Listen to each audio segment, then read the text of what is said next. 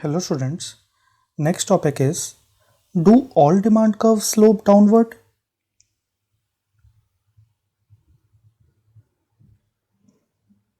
Here we have two axes.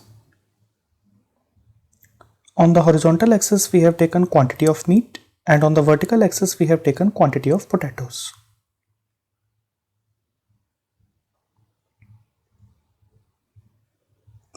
This is the consumer's initial budget constraint.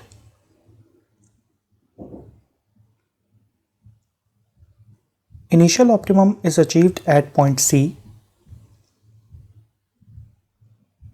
Point C is defined as optimum with low price of potatoes. Now suppose that price of potatoes increases. In that case, budget constraint will shift inward, as you can see in this form.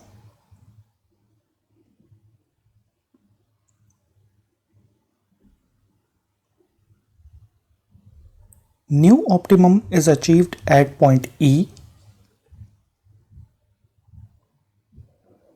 Point E is defined as optimum with high price of potatoes. Notice that a rise in price of potatoes led the consumer to buy larger quantity of potatoes. But the question is, why is the consumer responding in a seemingly perverse way? In this example, potatoes are strongly inferior good. Let's see the income effect. When the price of potatoes increases, real income of the consumer goes down.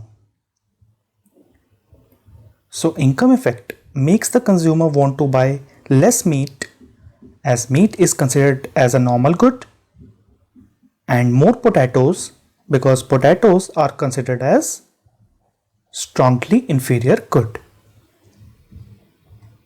Now let's see the substitution effect. Price of potatoes increases, which means potatoes is now relatively more expensive than meat.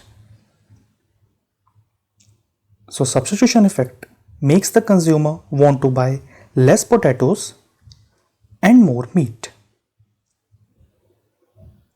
But because potatoes are considered as strongly inferior good, so in this example, income effect will dominate the substitution effect. And in the end, consumer responds to higher price of potatoes by buying less meat and more potatoes. Economists use the term Giffen good to describe a good that violates the law of demand. The term is named for economist Robert Giffen, who first noted this possibility. In this example, potatoes are a Giffen good. Giffen goods are inferior goods for which the income effect dominates the substitution effect,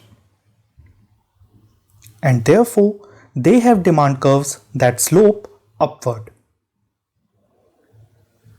as you can see in this form.